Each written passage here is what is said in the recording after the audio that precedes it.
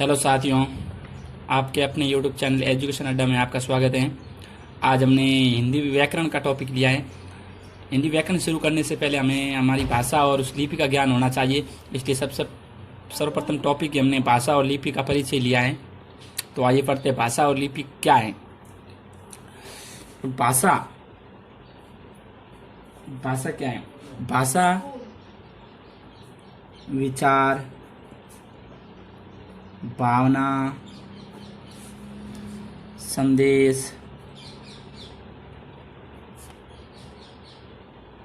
सूचना आदि चीज़ों को अभिव्यक्त करने का तरीका है। क्या है? भाषा होती है वो भी अपने मन के विचार, भावना, संदेश, सूचना, ये सभी को अभिव्यक्त करने का तरीका। किसको?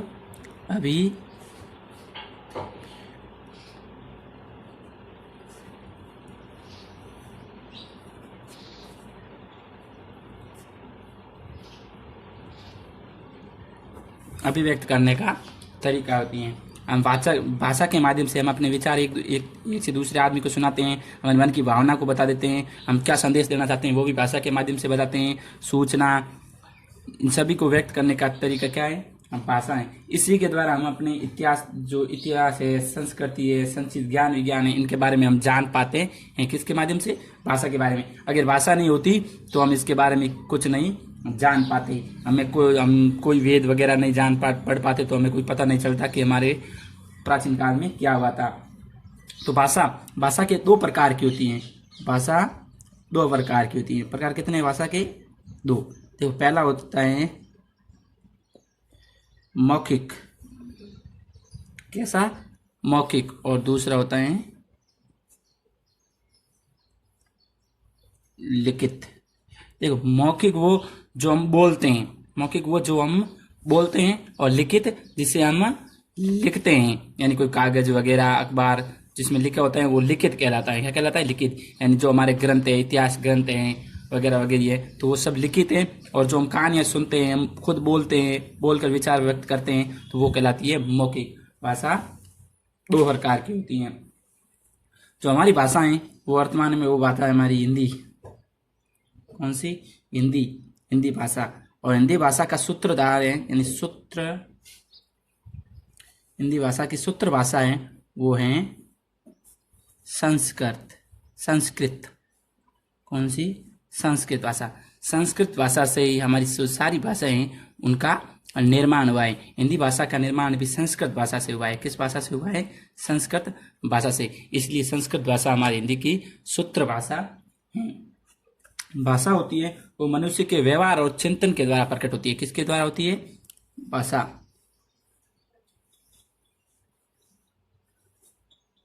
का प्रकट होना। भाषा का प्रकट होना किसके द्वारा? व्यवहार। जैसा व्यवहार होगा वैसी उसकी भाषा होगी, और जैसा उसका चिंतन होगा। क्या होगा? चिंतन की अभिव्यक्ति। चिंतन की अभिव्यक्ति, भौतिक साधन,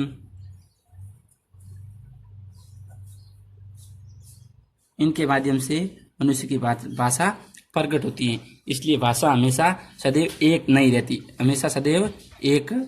रहती। यानी कि अन्य भाषाएं विकसित होती रहती हैं, सदैव एक समान भाषा नहीं होती। क्योंकि जैसे उसका व्यवहार होगा जैसी भाषा होगी, चिंतन की अभिव्यक्ति होगी वैसी भाषा होगी, जैसे उसको भौतिक साधन होंगे वैसी भाषा होगी। और क्या पता किसका व्यवहार कैसा है, किसका चिंतन कैसा है, किसकी भौतिक साधन किसके पास कैसे हैं, तो उसकी भाषा अलग होगी। यानी कि भाषा सदैव एक समान नहीं रहती।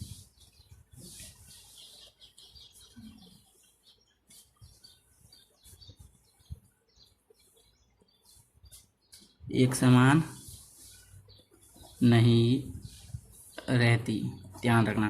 भाषा एक समान नहीं रहती। इसलिए हम जो हमारी भाषा संस्कृत है, उन संस्कृत भाषाओं से अनेक भाषाओं का निर्माण हुआ है। संस्कृत भाषा से अनेक भाषाओं का निर्माण हुआ है। जैसे संस्कृत से सबसे पहले प्राकृत आई, सुना होगा। प्राकृत से पहले आई थी पाली भाषा। पाली, फिर प्राकृत, फिर अपभ्रंश, फिर हिंदी, आगे और भी हम जैसे बोल सकते हैं राजस्थानी, गुजराती,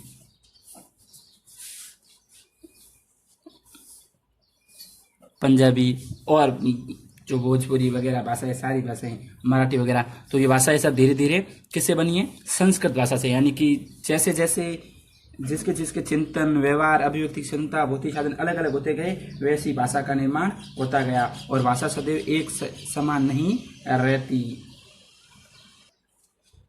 आप लोगों ने भाषा के क्षेत्र में एक कहावत तो सुनी होगी, कोस कोस पर पानी बदले 5 कोस पर वाणी। यानी कोस कोस पर तो पानी बदलता है और 5 कोस पर क्या बदलती है? वाणी, यानी कि भाषा बदलती रहती है। तो भाषा, ये सब है ना भाषाएं। तो कुछ होती है भाषाएं और कुछ होती है बोलियां। क्या होती है? भाषाएं और बोलियां। आपने सुना भाषा और बोली। जैसे राजस्थानी एक भाषा मान सकते हैं, परंतु राजस्थानी के अंदर मेवाड़ी है, मारवाड़ी है, मेवाती है, ये सारी होती है बोलियां। क्या होती है? बोलियां। तो भाषा और बोलियों में अंतर होता है। देखो, भाषा होती है भाषा होती है, इसका क्षेत्र होता है विस्तृत। क्या होता है? विस्तृत क्षेत्र होता है। इसमें साहित्य से रचना होती है, इसकी व्याकरण होती है और इसका शब्द कोश भी होता है। देखो, भाषा होती है, इसका क्षेत्र होता है विस्तृत। यानी कि हिंदी भाषा पूरे भारत में बोली जाती है। आप कुछ जानते हो, पूरे भारत में किसी भी कोने में कोई हर बंदा हिंदी जानता है ना। तो ये हो गई हिंदी भाषा विस्तृत क्षेत्र। अब इसमें साहित्य रचना भी होती है, तो हिंदी भाषा में साहित्य रचना लिखी जाती है, इसकी व्याकरण भी है और इसका शब्दकोश भी है। अब होती है बोली। जो बोली होती है, इसका क्षेत्र होता है सीमित। क्या होता है? सीमित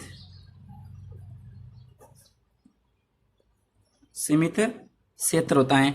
अब इसमें साहित्य रचना नहीं होती और व्याकरण भी नहीं होती। व्याकरण नहीं और शब्दकोश भी इसमें नहीं होता है।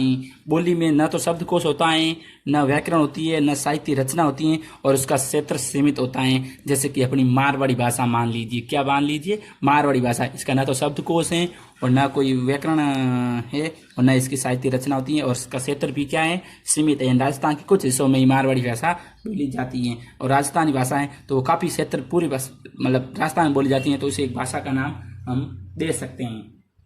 तो हमारी जो राज्य भाषा है वो है हिंदी। क्या है? हिंदी। राज भाषा कौन सी है? हिंदी। कौन सी है? हिंदी। इसे 14 सितंबर 1949 में स्वीकार किया गया। 14 सितंबर 1949 में हमारी इस भाषा को स्वीकार किया गया और इसे संवैधानिक दर्जा प्रदान किया गया। ये ध्यान रखना। जो हमारी राजभाषा है वो कौन सी है? हिंदी। अब बढ़ा था हमने कि भाषा 2 प्रकार की होती है। कितने प्रकार की होती है? 2 प्रकार की। अब 2 प्रकार कौन सी होती है? एक होती है मौखिक और एक होती है लिखित। तो अब देखते हैं मौखिक कैसे पढ़ते हैं। मौखिक। देखो, मौखिक भाषा वो होती है जो हम जन्म से सीखते हैं। कहाँ से सीखते हैं? जन्म से, जिसमें हमें प्रयत्न नहीं करना पड़ता। हम इसे आसानी से सीख सकते हैं। कैसे सीख सकते हैं? आसान से सीखना। इससे हम आसानी से सीख जाते हैं। जन्म के साथ हम बोलचाल भाषा में सीख जाते हैं। तो ये कहलाती है मौखिक। क्या कहलाती है? मौखिक। दूसरी है लिखित। क्या है? लिखित। अब लिखित भाषा को हम आसानी से नहीं सीख सकते। जन्म जो मौखिक भाषा होती है वो तो हम जन्म के साथ सीख जाते हैं। कोई बोलता है तो मुझसे जानकर सीख जाते हैं। कोई बातचीतों में सीख जाते हैं, पर लिखित भाषा को हम आसानी से नहीं सीख सकते। इसके लिए हमें क्या करना पड़ता है, शुद्ध वर्तनी और शुद्ध उच्चारण प्रयत्न पूर्वक सीखना पड़ता है। इसके लिए हमें शुद्ध वर्तनी व उच्चारण, शुद्ध उच्चारण, कैसा शुद्ध उच्चारण प्रयत्न पूर्वक प्रयत्न हमें कुछ प्रयत्न करके सीखना पड़ता है।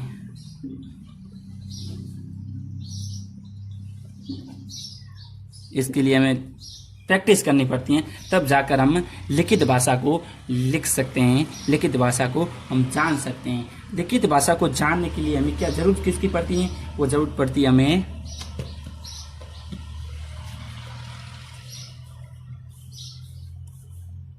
जरूरत किसकी पड़ती है,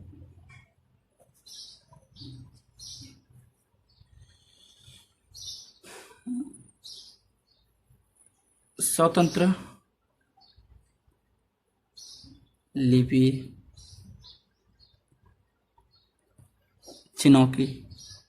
किसकी पड़ती है, स्वतंत्र लिपि चिन्हों की। किसकी, स्वतंत्र लिपि चिन्हों की आवश्यकता पड़ती है। तो अब हम जानेंगे लिपि क्या होती है। क्या होती है, लिपि क्या होती है। स्वतंत्र लिपि के बारे में जो भाई लिखित भाषा है उसको जानने के लिए हमें स्वतंत्र लिपि चिन्हों की जरूरत होती है। तो अब हम जानेंगे लिपि क्या है।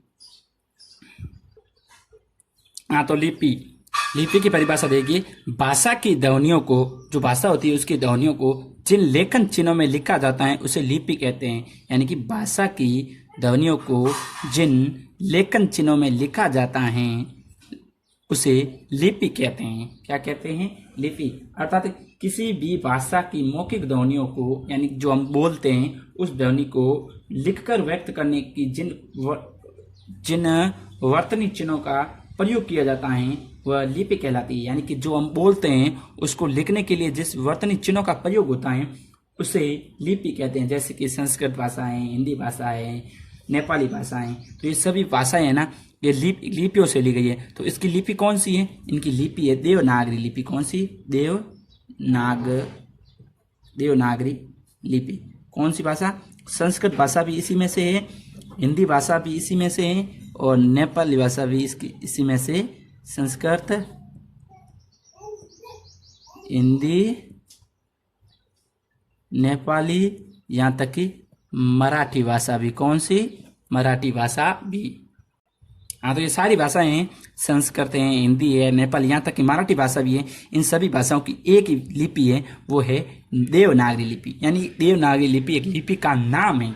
तो लिपि क्या होती है, लिपि वो होती है कि हमारी मौखिक जो भाषा होती है उसको हम लिपिबद्ध करते हैं, यानी लिखित रूप में व्यक्त करते हैं। तब हमारे जो वर्तनी चिन्हों का प्रयोग होता है वो कहलाती है लिपि। क्या कहलाती है, लिपि। भाषा की ध्वनियों को जिन लेखन चिन्हों में लिखा जाता है उसे लिपि कहती हैं। और जो हमारी हिंदी भाषा है, संस्कृत भाषा से निकली है, उस भाषा जो ली गई है वो ली गई है देवनागरी लिपि से। किससे ली गई है, देवनागरी लिपि से ली गई है। अब इसमें क्या है, भारत के सरकार के अधीन जो केंद्रीय हिंदी निदेशालय हैं उनके अनेक भाषाविद, पत्रकार, हिंदी सेवी संस्थाओं के विभिन्न मंत्रालयों के प्रतिनिधि, जो भी बड़े बड़े भाषा ज्ञाता हैं,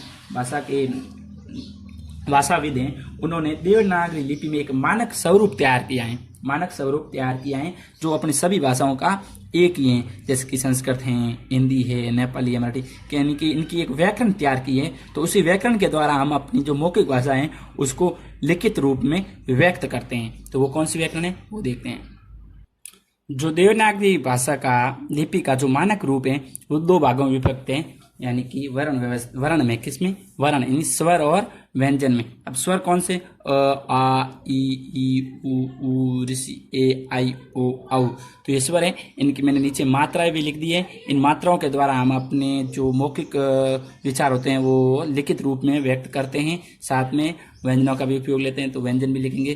पहले हम स्वर देखते हैं। और स्वर में अनुनासिक यानी कि ये बिंदी। तो जैसे शब्द कोई लिखकर हम देख लेते हैं, अंग,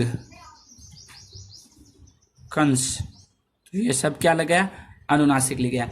अब चंद्र बिंदु का प्रयोग कहाँ होता है, जिसे अनुनासिक बोलते हैं। क्या बोलते हैं, अनुनासिक। जैसे कि हम चांद, तो ये क्या, चंद्र बिंदु का प्रयोग हो गया। विसर्ग का उपयोग दुख। तो ये हमने विसर्ग का उपयोग कर लिया। स्वर और इनकी मात्राएं, ये अनुस्वार, अंग और कंस, ऊपर अनुस्वार का आ गया चिन्ह, अनुनासिक यानी कि ये अनुनासिक का चिन्ह है तो चांद के ऊपर आ गया, विसर्ग यानी ये दुख। तो ये शब्द हो गए इनके। तो ये हो गई इनकी क्या हो गई, लिपि हो गई। क्या हो गई, लिपि। और ये है लिपि में बंधित व्यंजन। जैसे मैंने क ख ग घ यहाँ से लगाकर मैंने अ तक लिख दिया, यानी कि ये आप तो जानते ही हैं, तो लिखने की आवश्यकता है नहीं। तो ये संयुक्त व्यंजन है, परंतु ये जो चार हैं स त्र ज्ञ स्र, ये चारों हैं संयुक्त व्यंजन है। क्या है, संयुक्त व्यंजन। संयुक्त व्यंजन यानी कि ये काफी व्यंजन और स्वरों से मिलकर बने हैं, तो इसे संयुक्त व्यंजन कहते हैं। और ये हैं अल चिन्ह। अल चिन्ह यानी कि चिन्ह, जैसे कि मैंने लिख दिया चिन्ह, अ के नीचे अलंत आ गया। क्या आ गया, अलंत। ये प्रकट करता है कि अ शब्द है, जो वर्ण है वो अ शब्द नहीं, सॉरी वर्ण, तो ये क्या है, अधूरा है, यानी स्वतंत्र, जो स्वर से स्वतंत्र है। अगर इसमें ये अलंत नहीं आता तो ये स्वर रहित वर्ण होता। क्या होता, स्वर सहित वर्ण। अब ये स्वर रहित है। तो ये थी अपनी भाषा और लिपि का परिचय। आशा करता हूं कि ये वीडियो आपको पसंद आया होगा, इसलिए लाइक, शेयर और सब्सक्राइब जरूर करें। धन्यवाद।